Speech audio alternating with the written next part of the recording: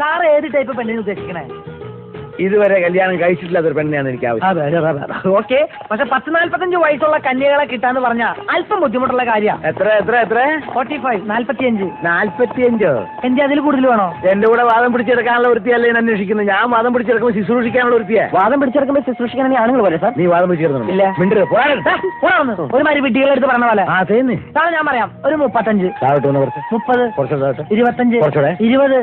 20 ആകാം. 18 ആയാലും കുഴപ്പമില്ല. എന്നാ പിന്നെ 13 ആകാം. കുറച്ചാൽ ജയിലിലും കിടക്കാം. പീഡനത്തിന് അമേരിക്കന്ന് വന്നല്ലേ, റിലാക്സ് ചെയ്തിട്ട് പോകാം. ഇതുപോലെ ഒരു ഉണ്ടെങ്കിൽ ഈ 18 വയസ്സ് പറഞ്ഞ സാറിന് കെട്ടാനാണോ? അതെന്താ അങ്ങനെ ചോദിച്ചത്? അല്ല, വെറുതെ വീട്ടിലും വളർത്താനാണോന്ന് അറിയാൻ വേണ്ടിട്ടാ. മനസ്സിരിപ്പ് കൊള്ളാം. എന്താ സാറേ, ഞങ്ങൾക്ക് വേറെ പണിയുണ്ട്. എടാ നിനക്ക് വേറെ ഒരു പണിയില്ലടാ. എന്താ ഞാൻ 20 വയസ്സായി കെട്ട കൊള്ളത്തില്ലേ? കൊള്ളും. സാറിന് മാത്രമല്ല ഞങ്ങൾക്കും കൊള്ളും. നാട്ടുകാരെ ഇന്ന് ചേട്ടാ നാട്ടിൽ കിടക്കാത്ത കാര്യം നീ പറയുന്നത്. എടാ നിനക്ക് അമേരിക്കയിലെ കാര്യമില്ല. അമേരിക്കയിൽ എന്താ? അവിടെ 60-65 വയസ്സുള്ള പുരുഷന്മാർ 20-25 വയസ്സുള്ള പെണ്ണുങ്ങളെ കെട്ടുന്നു. 50 വയസ്സുള്ള സ്ത്രീകൾ 25 വയസ്സുള്ള പുരുഷന്മാരെ കെട്ടുന്നു. എന്റെ സാറേ, അത് അമേരിക്ക, ഇത് ഇന്ത്യ.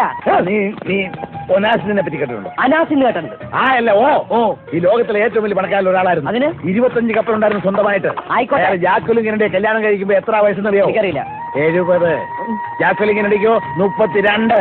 അങ്ങനെ പറഞ്ഞു കൊടുക്ക് സാറേ. എടാ ഈ കോയാസിസ് എന്ന് പറഞ്ഞ അയാൾക്ക് കപ്പലുണ്ട്.